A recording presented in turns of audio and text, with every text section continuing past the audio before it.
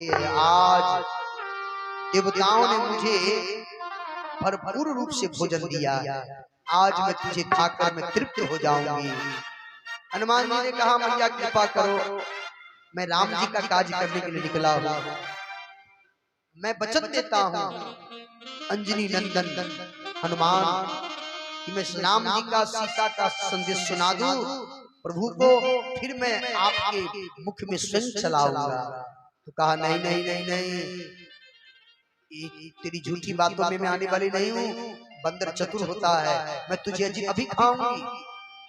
तो सुरसा ने एक योजन का मुख फैलाया खाने के लिए, तो हनुमान जी उसके दुगुने दो योजन के हो गए।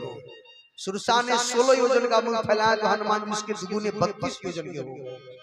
सुरसा ने 400 कोस की मुख फैलाई, तो क्या हनुमान जी 800 कोस के नहीं हो सकते थे? हो सकते थे।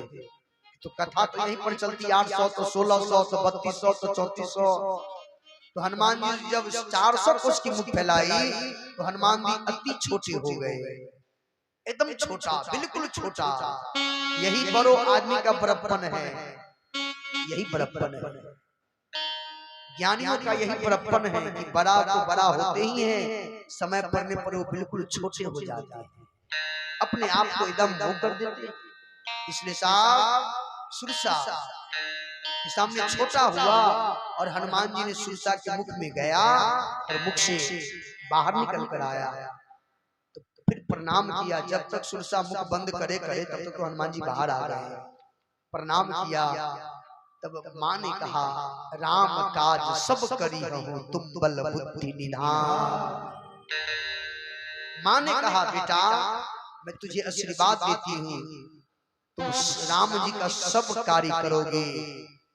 तुम में बल और बुद्धि तुम दोनों के निधान हो। तुम में न बल की कमी है न बुद्धि की कमी है।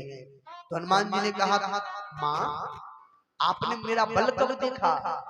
देखा हनुमान, परीक्षा के लिए ही तो मैं आई थी, तुम्हारी परीक्षा के लिए कि तुम्हें बल कितना है। बल भी देखा मैंने, 1 योजन तो 2 योजन का हो गया।